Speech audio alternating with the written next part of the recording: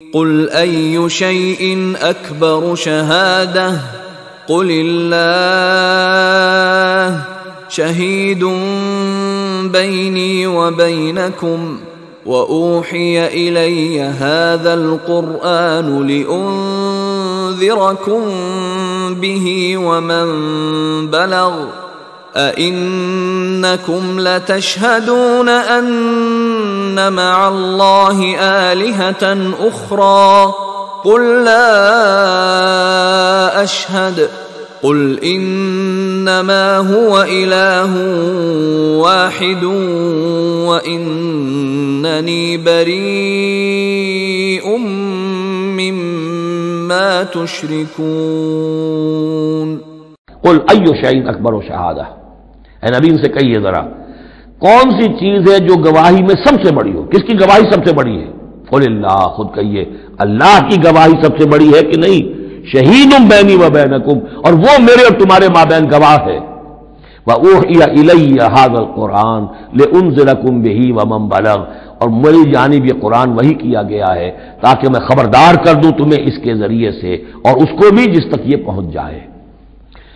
یہ گویا کہ اس سورہ کے عمود کا عکس ہے، یعنی میں نے بتایا عمود کیا ہے، حصی معجزہ ہم نہیں دکھائیں گے، بات ختم،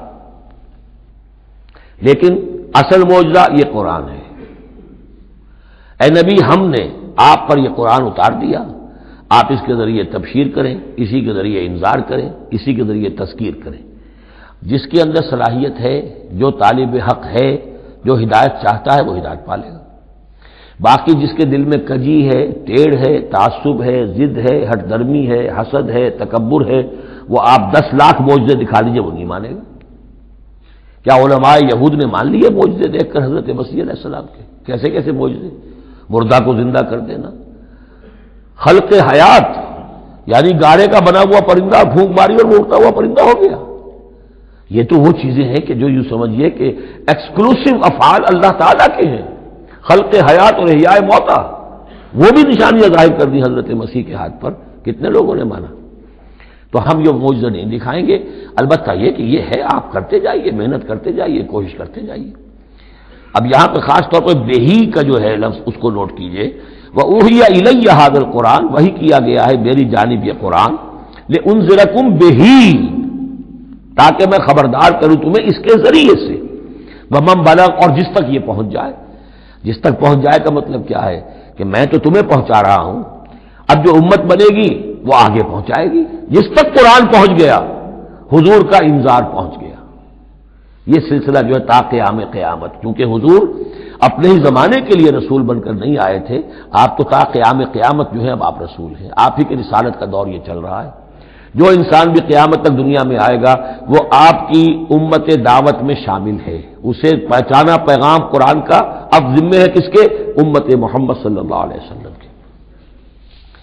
اَإِنَّكُمْ لَتَشْهَدُونَ أَنَّ مَعَ اللَّهِ آلِهَةً أُخْرَىٰ، اب دیکھیے یہ ہے وہ جو میں نے ابتدا میں بھی عرض کیا تھا تعارف میں، بعض اوقات جو ہے بڑے سرچنگ کویسچنز ہوتے ہیں، کیا واقعی تمہارا یہ کہنا ہے؟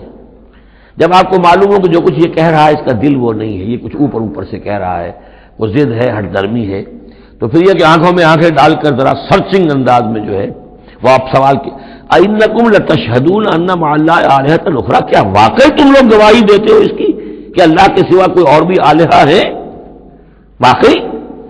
قُل لَا أَشْهَدُ، کہہ دیجئے بھائی ٹھیک ہے، اگر تم گواہی دیتے ہو تو میں تو نہیں دے سکتا، میرے لیے یہ ممکن نہیں ہے کہ ایسی خلاف عقل، ایسی خلاف فطرت بات جو میں کہہ سکوں۔